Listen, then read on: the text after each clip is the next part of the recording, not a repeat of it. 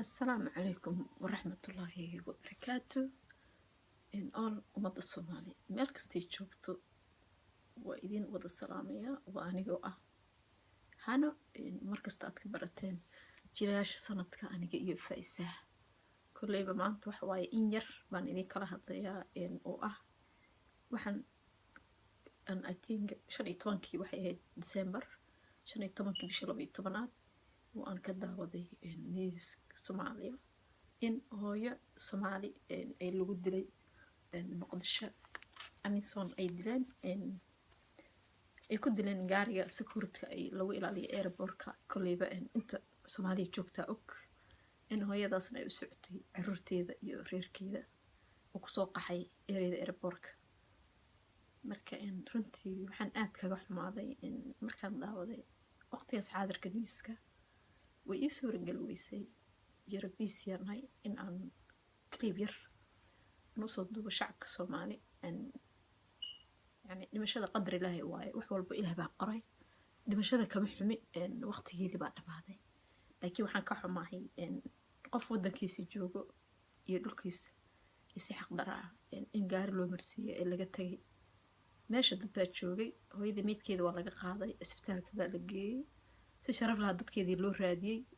newskii soo geeyay waxay yiraahdeen hooyada misna qof yaqaan ha soo sheego aad baan uga xumaaday that time wadankii ma joogay alxamdulillah haddana waa la helay hooyada reerkii waa la soo aasay waxa aad kaga xumahay qof muwaadin ah wadankiisa joogo dadkii loo keenay wadanka inay ammaan ka sugaan gaari marsiinayo qof dumar ah haddana iska badaa hooyo ah dumar ah wadankeeda joogto horta waa nasiib darro aad baan uga xumahay waxaan dowladda Soomaaliya ka codsanayaa dalkayga dowlad bay leedahay in dadka wadanka loo keeno Amazonka inay wadanka nabadda sugaan in shacabka xaq ay ka galeen maxkamadda loo soo istaajiyo waayo ruuxaas maamada mariyay gaariga I think wuu joogaa waxaan maqaal ku maqlay in laga qoray ayagii laga raboodgareeyay xaafadda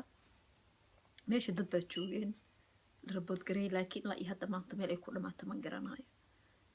haddii la qabto waa la qabtay haddii uu joogo shaqadiisa wato waa in la raboodgareeyaa dambiga uu geystay abaalkiisa la mariyaa waayo qofka reer bay ka baxda qofka dumarka ah ama hooyada wax ay ku samraan sidii hadhowdii looga badbaadiyo shacabka Soomaali intiisa kale waayo haddii la leeyahay isdhahaan oo qof baa disheen qofka cid idin soo raacata ma jirto something like that hadda ka hor waan maqlay nin baa saas oo kale qof ah isla markiiba sharciga baa lagu qaaday I think 2 years ago bay ahayd I'm so happy that time because we have a strong government in dadkeena iyo shacabkeena la dhowro dadkana ay habi noqonayaan wax qabadku hagaagayo waayo يعني xaqaba ahba haddii maanta qof inta gaar qof uu ku dhaco wadan kale ka yimid ama wadanka dhexdiisa ha ahaado ama hadduu rabo ninkuu dhashay ahaado waqtigaas waxaa la marsiinayaa abaalkiisa qofkaas qof buu dilay ilaah baa qadaray waa sax qof buu dilay laakiin inuu iska carara ama magaalada uu ku mara nabad ma shaqaynayso waayo qofkaas dambi kale buu u geysanaya haddana shacabkii marka please shacabka Soomaali iyo dowladda waa inay wada shaqeeyaan isla markii accident ka dhacay haddii ay dowladdii shacabkii ay u gudbisay raboodka ama ay awood u helin in ay dowladda u geeyaan ee dhexdhexaad baa jira xaafad walba waxay leedahay in officer ay u shaqeeyo dowladda iyo between shacabka ay si toos ugu gudbiyaan si toos ayaga loogu gudbiyo inay shaqadoodii ayagoo gudanayo ay accident ka galeen accident uu dhacaa dhibaato ma laha laakiin reerkii gabadha laga dilay samir bay u baahan yihiin ayagii xaq dareeday sameeyeen waa inay ka fiirsadaan wadanka waxa loo keenay inay lacag ku qaataan ku shaqeystaan iyo amaan shaqada minis kama wado yani good income baa uga soo galo markii Amazonka la keenay wadamaha kale wax kale kama wadaani lacag wanaagsan way shaqeysanayaan warko inay lagu aftagareyaan dadka wadanka degan shaqada loo diray inay qabtaan good ma uga xumaani laakiin please ya shacabka Soomaali lagu xad gudbin qofkaasna waa in la soo qabtaa abaalkiisa la marsiiyaa wuxuu galabsaday haddii uu accident ahaana uu dadka u tagaa dhalay gabadha dee waa taqaana qof walba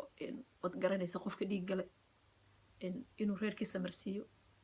inuu xoolo bixiyo in yacni annaga as soomaali was garanaynaa kadibna intii loo qorsheeyo inuu xabsi galo iyo kolley dowlad baa ku shaqlaa aniga dowlad ma ihi governmentna mihi dowladna uma shaqeeyo maxkamadna kama shaqeeyo laakiin please and please shacabka soomaali maasha allah waddan waan leenahay waan nabad qabnaa good bal dhaliil badan baa waxay iga soo gaargaartay dadkan dhowr mar inay wiil yar maxamed soomaali cagaha ayaga ka marsiya la yiri islaantan haddana wax kale baan beri maqlay haddana gabar kaloo faa'iisa la dhaho idan meedkeeda lasoo tuuro hadda kor ilaahay u naxariisto all inta dhimatay yacni few things marka wallaahi inta ka dhimatayna ilaahay waxaan leeyahay jannada firdowsa gacan ka xaq daran baa dishay all Somali people yacni damiirkayga baa ku jira inaan u danqado dhiigayga qof walbo Soomaali ah iyo qof walbo human ilaahay uma in xumaatad wixii ku dhacaba samir fimirkan waxaan leeyahay samir iyo iimaan ilaahay idinka siiyo dowladda hadday daawanayso kaliibkan iyo maxkamadahana please